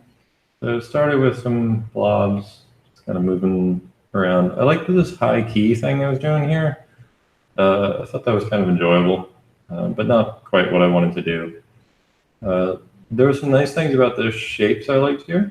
It wasn't too, I kind of liked the lighting, but there was nothing like too profound about it. I tried to change the horizon line and perspective a bit and shapes, but still wasn't crazy about it. So then I did this more like kind of typical landscape, which I think is fine, but kind of dull. Then I tried to play around more with some really crazy dramatic perspective and colors, and I thought this was nice, but wasn't quite striking me as interesting enough.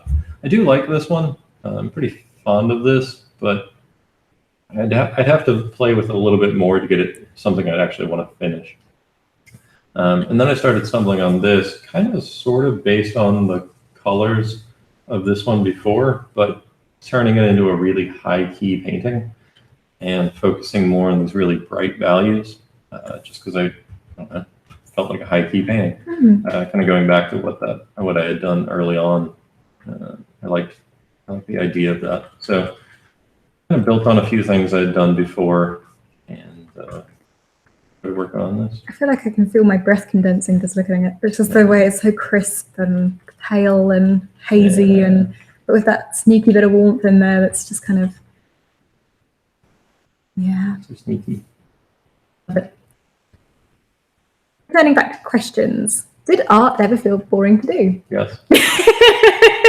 Yes. Yeah, we talked about this recently. Yeah, there are plenty of times where it's a slog. We're not perpetually happy art monkeys. There's plenty of times where we're just like, oh God, I just want to do anything else. We'll have like a good video game on the go. We'll have a good TV series on the go. The weather's perfect. Friends invited us out. And you're just like, I really don't want to do this. I really don't want to paint today. And that's fine. We're human beings. Yeah. Like, that's just how it is. So yeah, it's not always exciting and wonderful and happy. I wish it was. That'd be great, wouldn't it? That would be great.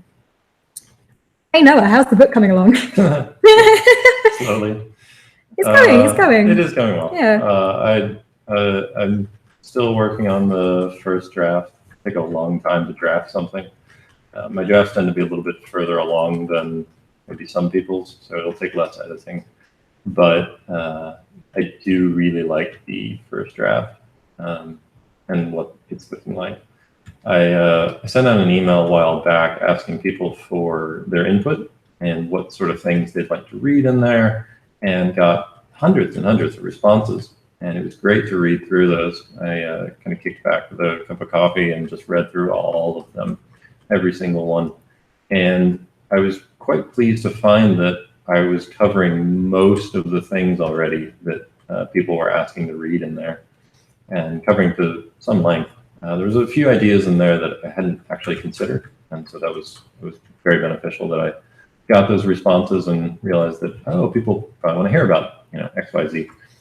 So it's coming along well. I kind of can't wait to do it. I really like writing, and I like writing nonfiction. I find it fascinating, and I get to be super sassy and snarky, which are two of my favorite things in life. And yeah, I can't wait to put that out. It's going to be great.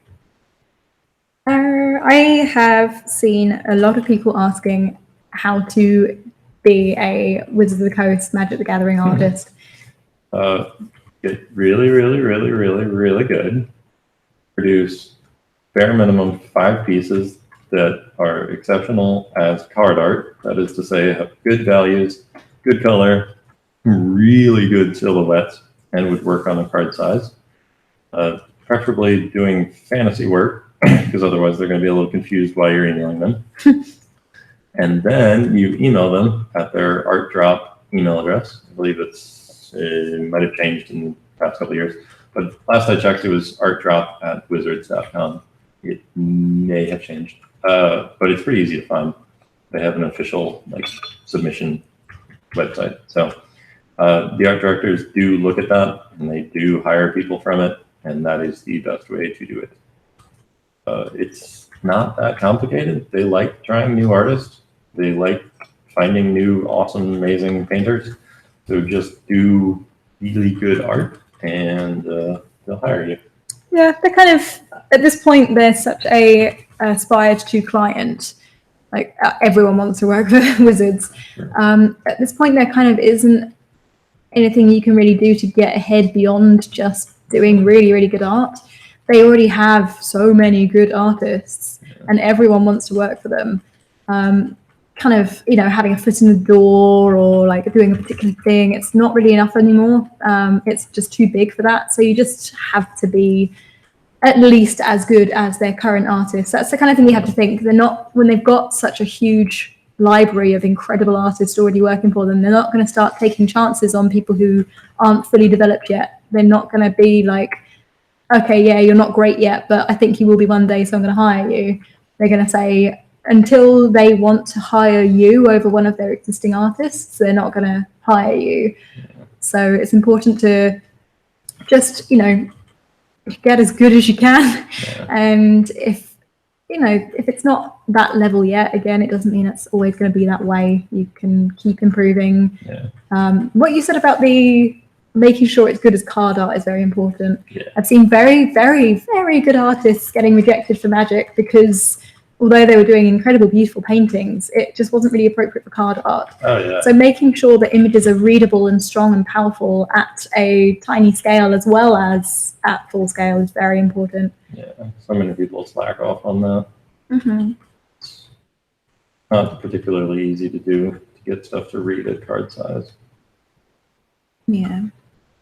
I've just seen this question we answered at the beginning, but I've seen more people answering it, obviously, as you've joined. So, this will be available after the fact.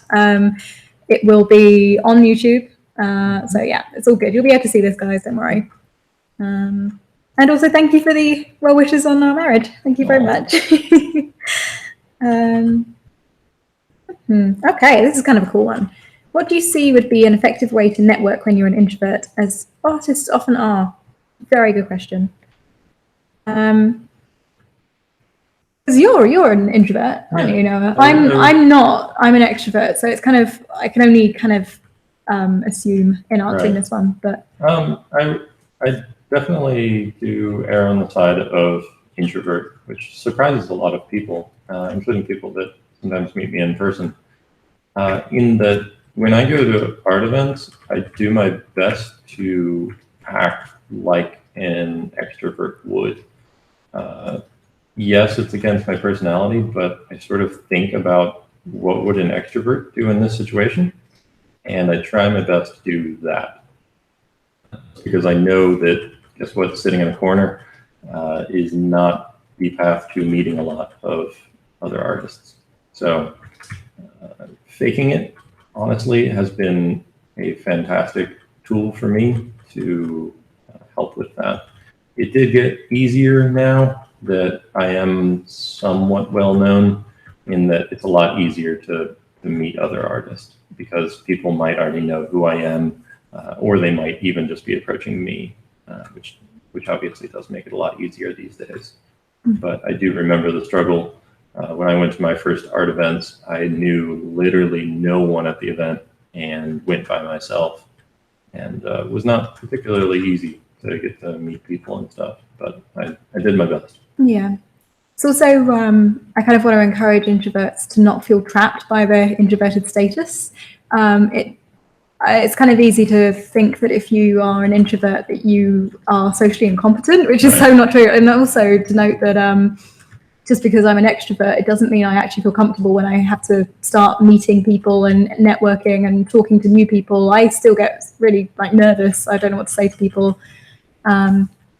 So something that I was once taught, which kind of worked fairly well for me in these new scary situations, is that, so what Noah said about kind of faking it, there's something you can kind of do to trick yourself into feeling more confident than you are. You don't have to lie or change who you are, but you visualize yourself as being like, what would a more confident person do and say, and what would I look like if I was more confident? I was told that a kind of cool thing you can do is almost get into costume. So associate this kind of confident version of yourself with a particular item of clothing or a jacket that you only wear when you go to these events. Or in my case, I actually chose makeup. That was my confidence jacket. My costume was that, when I'm just slouching around the house, no one sees me in makeup. That's quiet Rachel.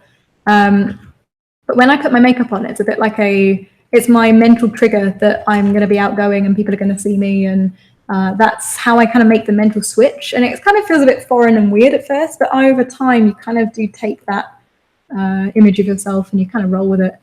There are kind of ways you can trick your body into feeling more comfortable than you really are. And another thing to remember is, as you say, most people in the art community are introverts. Yeah. There won't be really anyone judging you for being quiet or nervous or, awkward, because everyone is quiet, nervous, and awkward. Right. The fact that you even are there looking to talk to people will make you seem like a confident, assertive, extroverted person. Mm-hmm. So don't let it intimidate you too much. We're all kind of as useless as each other at these things. Just scrolling and catching up on the questions.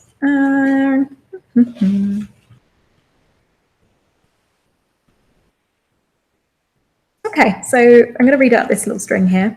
What are your questions on setting up a block-in of one's environment ideation with a ZBrush to Keyshot workflow? I feel like I struggle with visualizing my perspective, camera angle, shapes, and atmospheric perspective in 2D. So getting a base to paint over seems to work better for me. Am I wrong in my thinking by avoiding those areas in 2D? No, I think it's fine to work in 3D. In fact, in ArtCamp 3, one of the last weeks, or maybe the last week? Yeah, the last week of ArtCamp 3 is actually focused on implementing 3D into a digital workflow, because I think it is an important part of the process. It's not something I've done too much of. It's relatively foreign to me, but when I have done it, it's worked quite well, and I've liked the results. And it's something I would like to do more of. As I probably get more architecture into my work, I think I'm going to use more and more 3D. Yeah. It's something I kind of go through phases on. Didn't realize we've been going for 2 hours now. Oh, us. Should probably wrap it up kind of soon. Yeah, you thinking? I've kind of done what I've wanted to do on here. So if you want to maybe take a couple more questions. Yeah, that sounds good. Okay. So if you never went outside and painted that one summer, do you think you would be where you are now?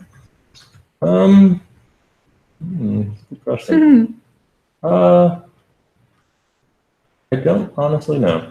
Would I end up in the exact same place? Probably not.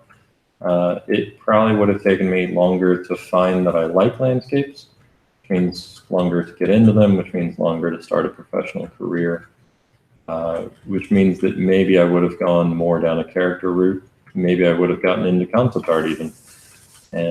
It's really so hard to say.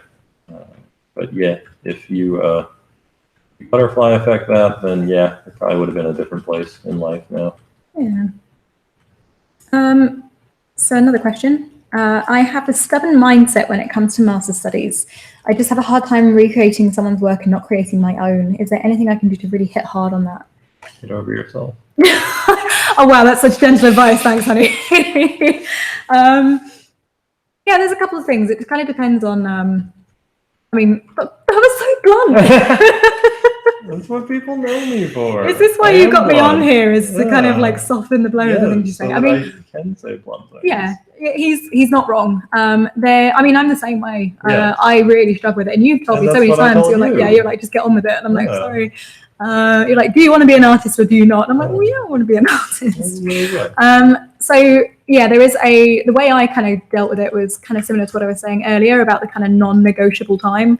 So the way that I kept myself working at the end of a long day of working a 9-to-6 job and I was miserable was to have that hour of non-negotiable get on with it time. The same thing kind of worked with, in fact, I was doing master studies when I did that, so it applied to that too. That it didn't matter how whingy I felt about it, how much there was a painting I was doing that I really wanted to work on. That 1 hour was non-negotiable, get on with it. And if you still have the energy afterwards, then you can do your thing. And generally that works much better than doing an hour of the thing you want to do, getting tired and then going, I'm really not going to do a master studies now. So definitely the kind of self-discipline, what Noah so elegantly put as get over it, like just do it, is valid. So true. Just kind of, you just have to do it. It's just one of those things that, have a look at why it's making you miserable. It could be that you aren't focusing on the right things. It could be that you don't feel the benefit of it when you're doing it and you're questioning, why am I even doing this? It feels like a waste of time. I should be doing my own paintings. Make sure you're getting the right things from it. So really stay present. Make sure you're focusing on the correct things while you're doing it. Find things in it to enjoy. Whether it's, maybe lighting is your gig and you really like the lighting in a piece and you can focus on that. Or maybe you're like, okay, look, my values suck and I really need to do a really good values master study. And even if everything else kind of sucks, if I do a good value study, this is a successful study. That can kind of get you to find some enthusiasm where previously you didn't have any. There's kind of lots of ways we can trick our non-compliant brains into doing what they really need to be doing. But yeah, there's no really kind of getting around it. You just have to do it. Sandra.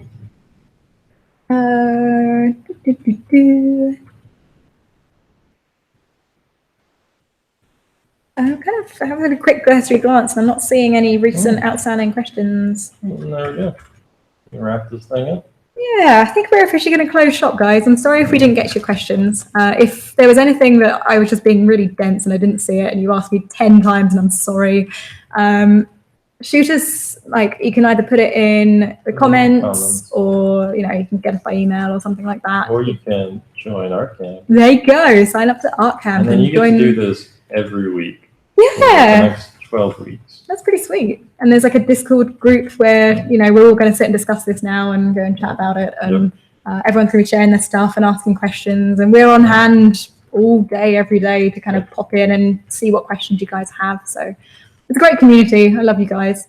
They're wonderful. Art camp forever. Oh, great. So cool. Thanks y'all for joining. So here's where we got to. It's the finish. Yay! Old Chloe. Here's your Chloe sketches. It's so good. Do you wanna? Yeah, I'm just gonna pop the lights back on so you can see our faces. Yeah, we're gonna switch to our pretty faces so you can actually see us. Then I think maybe we're. Oh, hey. There we go. We're back. Still here. So thanks for joining us. Thanks for chatting and hanging out and asking lots of good questions. Thanks, guys. It's been great. And this has been a blast. We'll have to do this again sometime. Yeah. Maybe just outside of Art Camp. Yeah, we could probably do other streams and stuff. If you join Art Camp 3 as of today, you can come and again do a critique live stream every week. It usually lasts for probably about this long, and it'll be less Q&A. There'll be a chat and there will be some Q&A, but it'll mostly be me going through every single painting and trying to do paint overs of everybody's stuff. Yeah. I try to be fairly efficient about them because people send in a lot of different pieces. Yeah. But yeah, so if you're interested in that, you can go to artcamp.com and sign up. If you miss the first week, if you miss the first 2 weeks, 3 weeks, anything like that, you can still sign up. You can still join in for the rest of it. There's no actual set cutoff time. You're going to have some trouble catching up, maybe, but honestly, as long as you're interested in landscapes and are willing to put in some time, you can join at any time in the next few months. Yeah, it's always there. You never lose access to it. Yeah. You can also do like a 3-monthly payment. So if you're struggling to meet the financial thing, then it's an option that lets you spread it out over 3 months, 3 installments, which makes it so much more manageable. So that's worth looking into. Yeah, cool. Thanks for everything. Thanks for joining us. Thanks for asking questions and watching. You'll see us on Creators Chat again soon. We'll do some more talks about everything we talked about today. Yeah. And yeah. Nice. Thanks, guys. Bye.